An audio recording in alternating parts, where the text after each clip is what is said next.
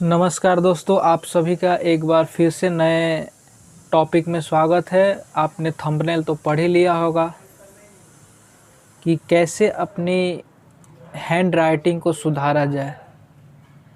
जी हाँ दोस्तों, स्टूडेंट से लेकर के वो चाहे कहीं कर्मचारी हो या कोई भी हो, अगर उनकी हैंड राइटिंग अच्छी नहीं है तो वो चाहे कितने भी स्मार्ट हो, कितने भी तेज़ हो, लोग उनको स्मार्ट और तेज़ नहीं समझते हैं, क्योंकि हैंड राइटिंग से ही हमारे को उस व्यक्ति के बारे में, उस स्टूडेंट के बारे में पता चलता है कि वो आदमी या स्टूडेंट कितना तेज़ है या कितना ब्रिलियंट है।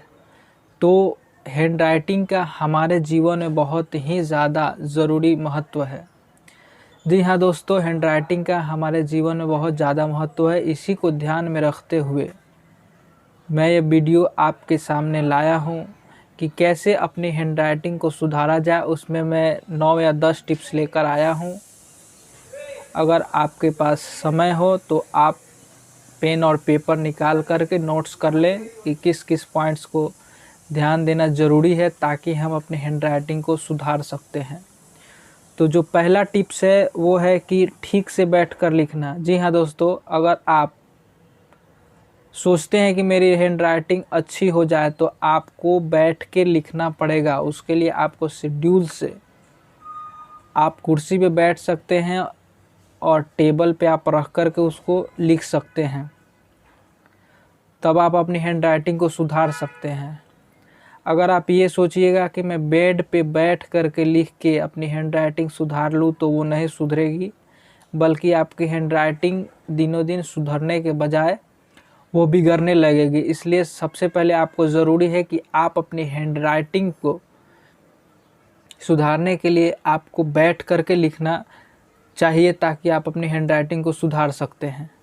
दूसरा टिप्स है, पेन पे जोड़ देकर ना लिखें। जी हाँ, आपने बहुत लोगों को देखा होगा कि जो पेन को इतना जोर से जोड़ लगा कर लिखते हैं, उससे क्या होता है कि आगे का 2-3 पेज पे उस अक्षर का वो निशान पड़ जाते हैं और पेज के भी फटने का डर रहता है। इसलिए अगर आपको हैंड राइटिंग सुधारनी है तो आपको पेन को हल्के से पकड़ करके स्मूथली लिखना होगा, तभी आप अपने हैंड राइटिंग में सुधार ला सकते हैं। उसके बाद जो नेक्स्ट पॉइंट है वो है कि लिखने की स्पीड को कम करें। जी हाँ, अगर आप 5 मिनट में अगर आप 1 पेज लिख रहे हैं तो कोशिश करिए कि 5 मिनट में आप आधा पेज ही लिखें। जी हाँ, पहले आप धीरे धीरे से शुरुआत करें। जैसे जैसे आपकी हैबिट बनती जाएगी, आपकी स्पीड भी बढ़ती जाएगी और धीरे धीरे आपकी राइटिंग में सुधार भी आने लगेगा।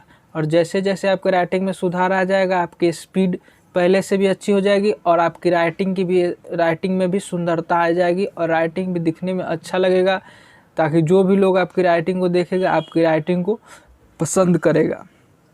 तो जो नेक्स्ट पॉइंट है वो है कि केवल पंजा पर नहीं, पूरी बाजू को मूव करें।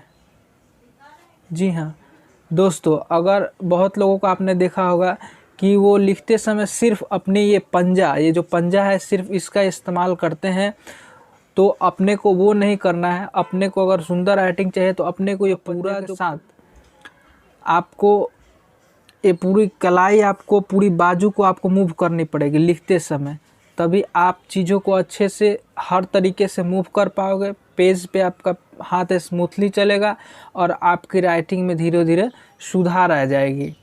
ठीक है, तो नेक्स्ट पॉइंट है वो है कि 2 शब्दों के बीच समान गैप रखें। जी हाँ, आपने बहुत लोगों को देखा होगा कि वो लिखते समय क्या करते हैं कि 2 शब्दों के बीच समान गैप ना रख करके कि कहीं ज़्यादा तो कहीं कम रखते हैं, जिससे दिखने में वो राइटिंग अच्छा नहीं लगता है। कहीं पे ज़्यादा एक जगह हो जाता है, कहीं पे ज़्यादा दूर हो जाता है, तो उससे क्या होता है कि राइटिंग आपकी देखने में अच्छी नहीं लगती है और आपकी राइटिंग सुधरने के बजाय और बिगड़ने लगती है। तो आपको ये कोशिश करनी है कि जब भी आप लिखें तो आप जो 2 शब्दों के बीच आप समान गैप बना करके रखें, तभी आपकी राइटिंग देखने वाले को भी अच्छी लगेगी और आपकी राइटिंग में भी सुधार आएगा। तो जो नेक्स्ट पॉइंट है वो है कि लिखते समय पेज की सफाई पे ध्यान रखें। जी हाँ, जब भी आप राइटिंग करें तो आप पेज पे ज़्यादा कटवट ना मारें। बहुत लोग को आपने देखा होगा कि एक ही अक्षर पे बार बार वो पेन को रीराइट करके लिखते रहते हैं। इससे क्या होता है कि आप कितना भी अच्छा लिखेंगे, आपका वो जो देखने में जो चेक करने वाला जो एग्जामिनर रहेगा या जो भी हो, उसको लगेगा कि ये बंदा एक दूसरे के ऊपर ही राइट किया है। तो उससे क्या होता है कि अगर आप कितना भी अच्छा लिखेंगे, वो अक्षर देखने में अच्छा नहीं लगेगा, और जिससे आपकी राइटिंग में को सुधारने में एक ये बहुत बड़ी बाधा बन सकती है। इसको आपको कोशिश करना है कि लिखते समय आपके पेज साफ़ सुथरा हो, आप ज़्यादा उस पर कट ना मारें, तो इससे आपकी राइटिंग में सुधार होगा। जो नेक्स्ट पॉइंट है वो है कि लिखते समय पेंसिल का उपयोग करें। जी हाँ, बहुत से लोग हैं जो लिखते समय पेन का ही यूज़ करते हैं। आपने देखा होगा कि लिखते समय पेन का यूज़ करते हैं। पेन का यूज़ करें हाँ, लेकिन अगर आपको शुरू में अगर अपनी राइटिंग पे ज़्यादा ध्यान देना है तो आप पेंसिल से ज़्यादा लिखें। उससे क्या होगा कि अगर आपको कहीं भी गलती भी आती है तो आप उस चीज़ को फिर आप इरेजर से मिटा करके फिर आप उसको सुधार कर सकते हो।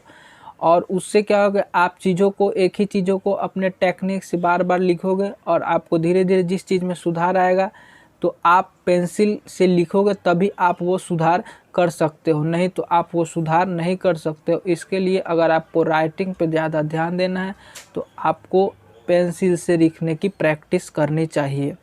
जो नेक्स्ट पॉइंट है वो है कि दो अक्षरों के ऊपर और नीचे की हाइट जो होनी चाहिए बराबर होनी चाहिए। जी हाँ, आपने बहुत से लोगों को देखा होगा कि वो लिखते समय एक अक्षर बड़ा तो एक अक्षर छोटा लिखते हैं, और उसकी समान लंबाई न होने की वजह से अक्षर जो होते हैं वो बराबर नहीं दिखते हैं, वो आधे टेढ़े दिखते हैं, बराबर नहीं दिखते हैं। इस वजह से उनके अक्षर और उनकी राइटिंग सुधरने के बजाय बिगड़ती रहती है। इसके लिए अपने को अगर राइटिंग अच्छा रखना है तो अपने को यही कोशिश करनी है कि हमारे दो अक्षरों की हाइट जो होनी चाहिए वो लगभग बराबर होनी चाहिए।